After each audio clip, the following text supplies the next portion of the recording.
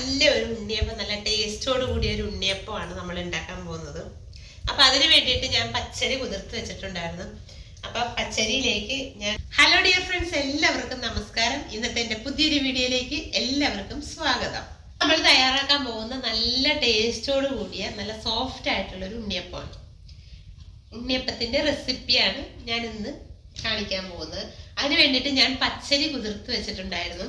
അപ്പൊ പച്ചരി കുതിർത്ത് കഴുകി വാരി ഞാൻ ഈ മിക്സിയുടെ ജാറിലേക്ക് ഇട്ടിട്ടുണ്ട്.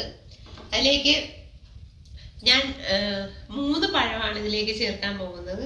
2 നാഴി പച്ചരിയാണ് ഞാൻ എടുത്തിരിക്കുന്നത്. അതിലേക്ക് ഒരു 3 ചെറുപഴമാണ് ഞാൻ ചേർക്കാൻ പോകുന്നത്.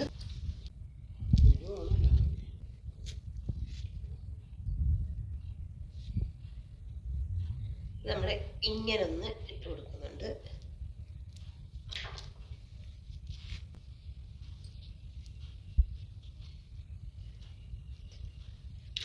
ഇതിപ്പോ 3 പഴം ഞാൻ ചേർത്ത് കൊടുത്തിട്ടുണ്ട്. ഇനി നമുക്ക് ഇതിലേക്ക് ഒരു 2 സ്പൂൺ റവയാണ് ഞാൻ ഇട്ട് കൊടുക്കുന്നത്. ഇതിലേക്ക് 2 സ്പൂൺ റവ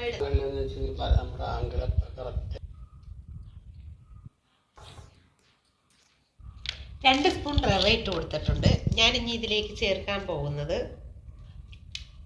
ഒരു 4 ഏലക്ക.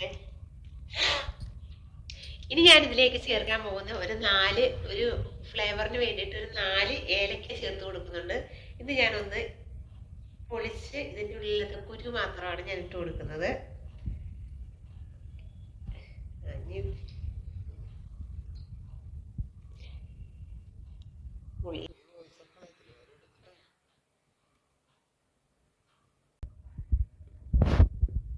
അപ്പൊ ഞാൻ ഇതിനകത്ത് 4 ഏലക്കയും ചേർത്ത് കൊടുത്തിട്ടുണ്ട്. ഇനി നമ്മൾ ഇതിലേക്ക് ചേർക്കാൻ പോകുന്നത് ഞാൻ ശർക്കര ഉരുക്കി അരിച്ചു വെച്ചിട്ടുണ്ട്. ഇത് നമുക്ക് ഇതിലേക്ക് ഒഴിച്ചു കൊടുക്കാം. ഒഴിക്കുന്നതാണെങ്കിൽ ഇത് ചെറിയ ചൂടുള്ള ശർക്കരപ്പാനിയാണ്. ഇനി ഇതെല്ലാം കൂടി നമുക്കൊന്ന് അരച്ചെടുക്കാം.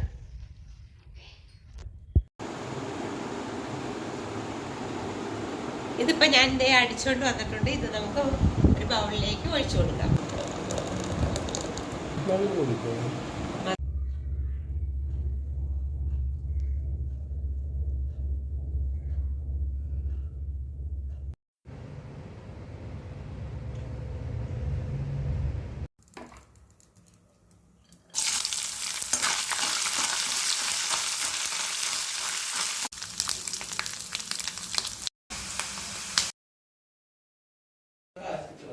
നല്ല രസമായിരുന്നു.